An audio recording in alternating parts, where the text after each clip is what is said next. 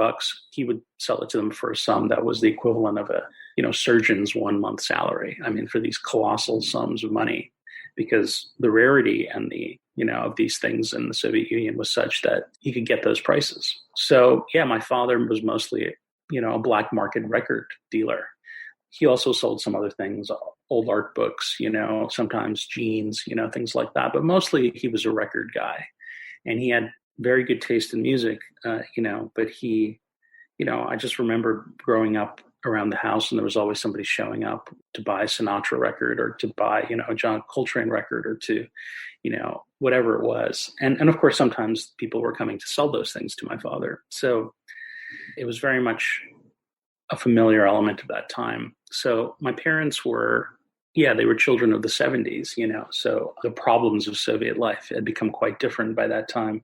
But I think, they were in some ways unhappily married. I think their problems were in some ways also the problems of history. My father had stopped speaking to his own father when my parents married.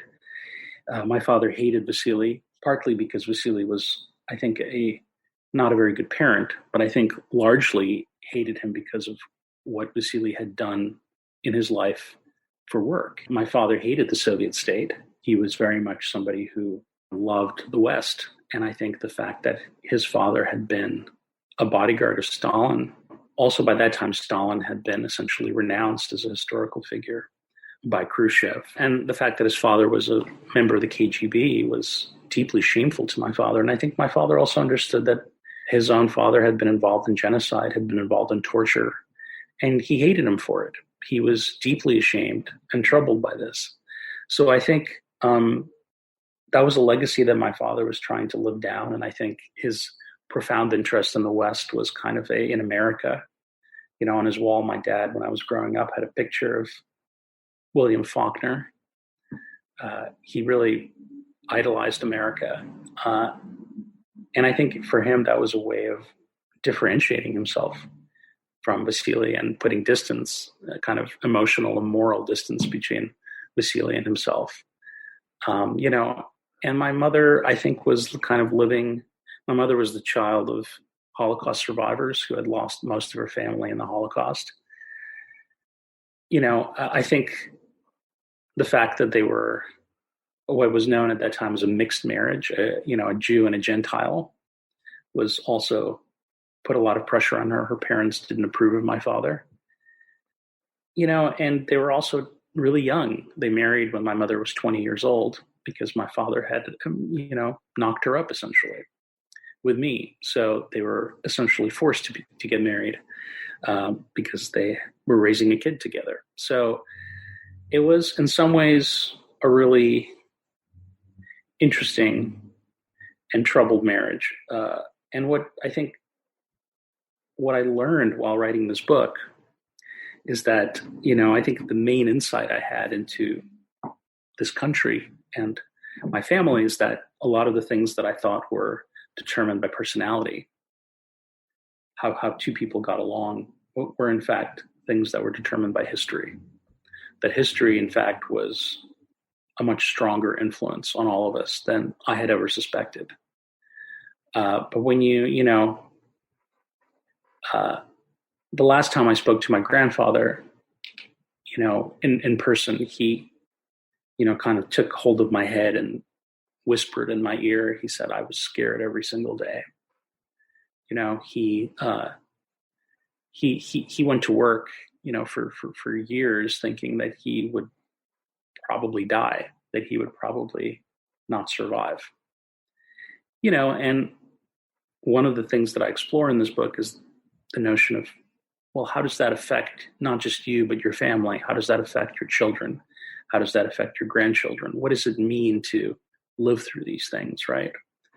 The 20th century was in some ways the most terrible century in human history in terms of, war and destruction and, killing. But at the same time, I think the Soviet Union and Russia had a particularly rough 20th century. I mean, rough is not the word, is it? A particularly bleak and tragic 20th century. And And I was always interested by what it meant to be descended from that, how it colored my mother's and my father's lives, and ultimately how it colored my life. Because I think my father always lived in the shadow of his father. And, and I think in some ways it absolutely determined a lot of the choices he made in his own life. Just as my mother was, I think, shaped by the experience of knowing that probably 90% of her extended family had died in the Holocaust. And that, she was born 4 years after the World War II. And, that knowledge shapes one in ways that I think are really profound. So that was one of the themes that I think run through this book is, what does that mean? How does that play out in the lives of ordinary people? Yeah, and that's something that I would love your take on, because you say that nations possess formative traumas that penetrate into the most private recesses of their citizens' lives. And I'm not even sure I know how to phrase the question properly. So with that, I don't know if you have to give a definitive answer. You can answer it as best you can based on your personal experiences. But this question about being affected by what a nation has done, and some would even argue there's a responsibility to redress that harm. If we take the example of the United States, I've done a lot of episodes where I've looked at issues in the past of slavery, the Civil War. How do people assess their own history? If you're from the South, you may want to try to celebrate what you perceive to be the positive aspects of Southern culture while being able to separate things like institutional slavery. Some would argue those are completely inseparable. Others would say, well, I can't simply curse all of my forefathers, because if you go back far enough in time, all of us have unsavory people in our past, and we simply didn't live in those times, and we can't hold everyone in the past up to today's standards, or everyone is guilty of something in the past. And there's different, and some would say if you take things to a reductio ad absurdum, then everyone has a blood guilt based on people in the past. That's how in the Middle Ages, people would say Jews have a blood guilt because they killed Christ, so we can discriminate them. And a slaveholder would say, well, due to the curse of Ham, all people from Africa are inherently born into weakness. That's the absolute absurd case of it. But then the more level-headed thing would be, we should deal with honest reckonings of our nation's past. There were Japanese internment camps for World War II. There was slavery in the past, so we need to deal with that in some way. And you're looking at this in the case of Russia, that if we don't deal with this in some way, it still affects us and gives us trauma that won't simply go away if we say, well, there were heroes in Russia's past, and let's simply not talk about the bad things, and we can have all the benefits of the negative. So very complicated. I don't even know how to phrase the question, but what's your take on it? Well, it's an interesting question. I mean, I'm going to just set aside the notion of blame for a minute, because I think I don't know if it's a really useful way to look at this, because, who's really being blamed and for what, right? I mean, we're talking about events where the perpetrators are long dead, right? So I don't know if sort of the notion of chest beating, saying I have a blood guilt or my ancestors did this evil thing. I don't know if that's an interesting way for me to think about it. But I think what is interesting is this idea of reckoning that you brought up, which is, the idea that I don't think a society can begin to heal until there's been a real reckoning, by which I mean not an accusation from outside, but a society that really is coming to terms with what has happened in its society. And I think you can see that, when we talk about the Holocaust, you can certainly see how Germany has dealt with it, which I think is fascinating. Germany has, I think, taken a wholesale kind of approach of confrontation. I don't mean every person in Germany, but I think German society as a whole has been incredibly proactive in trying to really explore sort of what happened during the 1940s, of the way, and the great crimes committed by the Third Reich and by many, sectors of German society during that time. But, Germany is not everyone is like Germany.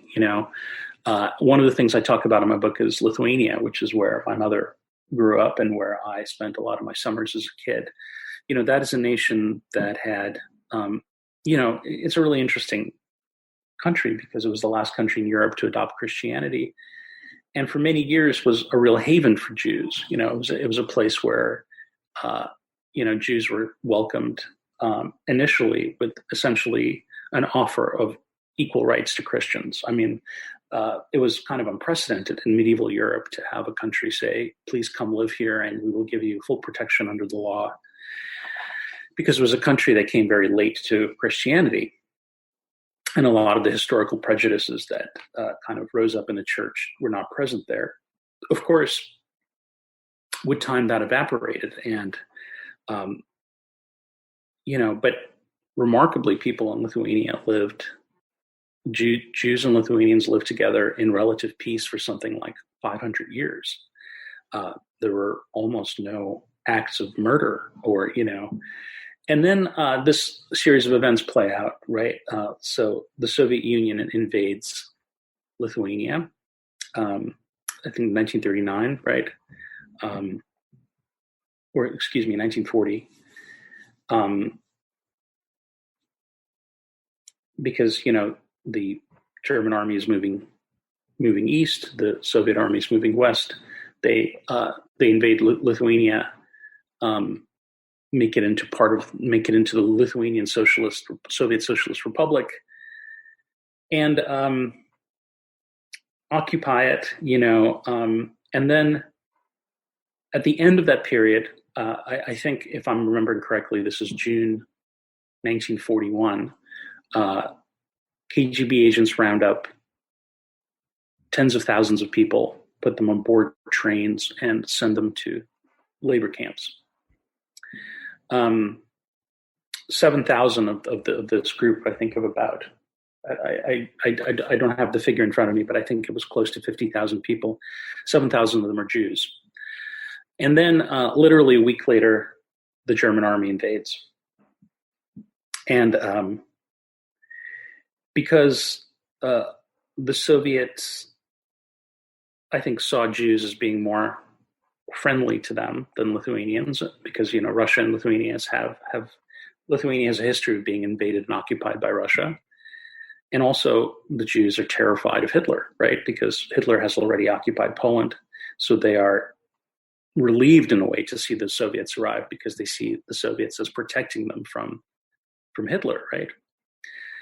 But because of this incredibly tragic sequence of events, when the Germans come, whom a lot of Lithuanians see as liberating them from the Soviet occupation, they're and some of them see Jews as collaborating with the Soviets, which is not true, but it was perceived that way by some.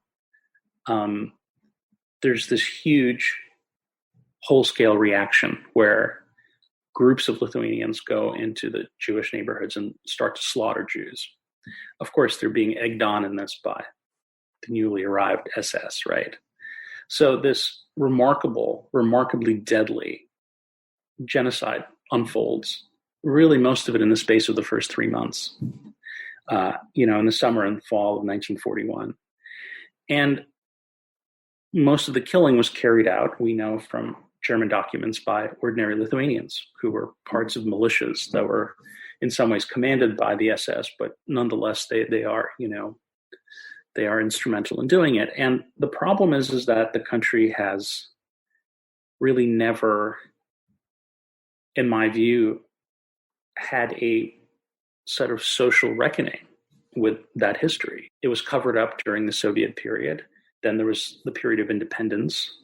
And I think the Lithuanian government was often very much involved in fomenting a kind of nationalism by, as we're seeing in a lot of sort of, I would say, illiberal democracies where governments rely on demonizing outsiders and fomenting ethnic hatreds and homophobia and xenophobia as a way for the government in power to maintain that power, right? Because, as Adolf Eichmann said during, when he was being interviewed during the Nuremberg trials, all you have to do if you want to keep power is to tell people that there's an enemy and that they have to and then that enemy is threatening them, and that what they have to do is turn on that enemy.